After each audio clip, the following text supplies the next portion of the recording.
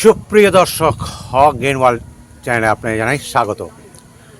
আজকে একটা ভিডিও করব যেটা কোনো গাছ সম্পর্কিত নয়। তাহলে কি ধরনের ভিডিও? হ্যাঁ, ভিডিওটা হচ্ছে যারা আমরা এই যে ছাদ বাগান করি, এই ছাদ বাগান করাতে অনেকেরই প্রশ্ন জেগে যায় যে এই ছাদ বাগান করাতে কি আমাদের ছাদের নষ্ট হয়, ছাদের কোনো ক্ষতি হয়? হচ্ছে হ্যাঁ, ছাদের ক্ষতি হয়। আবার বলবো না, ছাদের কোনো ক্ষতি হয় না। এই স্ববিরোধী কথা বলার অর্থ হলো আপনি ছাদ বাগান করবেন, অথচ যদি আপনি একেবারেই ছাদের প্রতি কোনো খেয়াল না রাখেন, ছাদের ভালোটা বোঝার চেষ্টা না করেন, ছাদের কিভাবে ক্ষতি হতে পারে সেটা যদি ভাবনা চিন্তা থেকে একেবারেই মাথা থেকে তুলে দেন, তাহলে কিন্তু ছাদের তো ক্ষতি হবেই।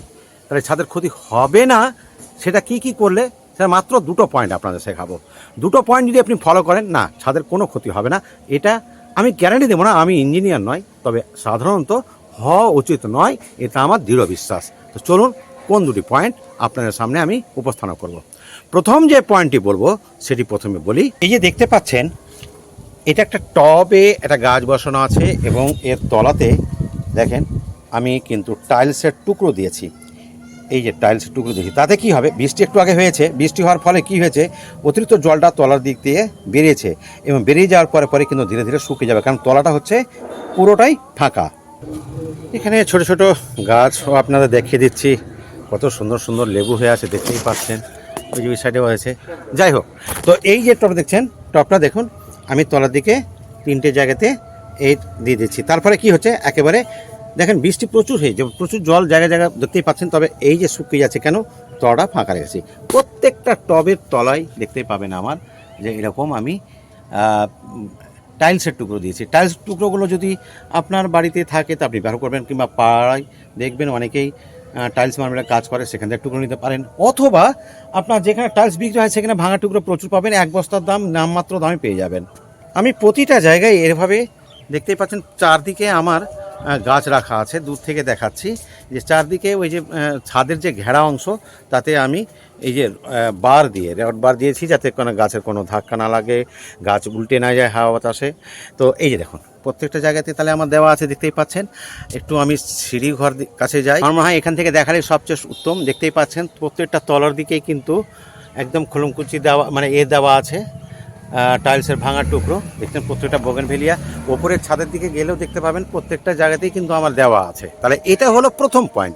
দ্বিতীয় পয়েন্ট কি করব, চলুন। এবার দীর্ঘদিন গাছ রেখে রেখে তলাটা একটা সাথে চলে আসে, কি করবেন আপনারা, এই যে আমার দেখতে পাচ্ছেন এই জায়গাটা কিন্তু টব ছিল, তো টবটাকে যদি আপনি অ্যাকচুয়ালি বর্ষাটা কতদিন, বর্ষাটা খুব যে 3 থেকে 3.5 মাস, এই 20 দিন পর, সর্বোচ্চ 1 মাস পর পর যদি আপনি জায়গাটা পরিবর্তন করে দেন, তাইলে কিন্তু ছাদের কোনোই ক্ষতি হবে না। দীর্ঘদিন মানে 3 মাস ধরে যে বর্ষাকাল, সেটা যদি একই জায়গাতে রেখে দেন, তাহলে ওখানে একটা জলের একটা জল জমে জমে জমে জমে একটা অন্যরকম পরিবর্তন চলে আসে, সেটা হতে দেবেন না। আমি সব জায়গায় করি, দেখুন ওখানে একটা টব রাখা ছিল, ওখান থেকে সরানো হয়েছে। এই যে জায়গাটা ফাঁকা দেখছেন, এই জায়গাটায় আমার টব ছিল, এখান থেকে টব সরানো হয়েছে। তাহলে দুটো কাজ বুঝে গেলেন যে দীর্ঘদিন আপনার টব একই জায়গাতে না রেখে কি করবেন, আপনারা টবটাকে 15 দিন 20 দিন 1 মাস, সর্বোচ্চ 1 মাস পর আপনি স্থান পরিবর্তন করবেন। অর্থাৎ জায়গাটা পরিবর্তন করলে কি হবে, যে আপনার ছাদের উপরে খুব একটা এফেক্ট আসলো না। তাইলে আপনি বুঝতে পারেন ছোট্ট একটা ভিডিওর মাধ্যমে যে বর্ষাকালে ছাদকে সুন্দর এবং স্বাস্থ্যবান রাখার জন্য দুটি কাজ করবেন। যেটা প্রথমে বললাম, প্রতিটা টবের তলার দিকে টাইলসের ভাঙা টুকরো দিয়ে দিবেন, এটা হচ্ছে প্রথম কাজ। আর দ্বিতীয় কাজ হচ্ছে জায়গা পরিবর্তন করবেন মাঝে মাঝে। কতদিন পর করবেন সেটা যতটুকু সম্ভব যত তাড়াতাড়ি করতে পারবেন ততটাই মঙ্গল। তো বন্ধুরা, আজ তাহলে এখানে শেষ করছি, কথা হবে পরবর্তী ভিডিওতে নতুন কোনো তথ্য নিয়ে, নতুন কোনো গাছ নিয়ে। আজ এখানেই, ভালো থাকুন, সুস্থ থাকুন।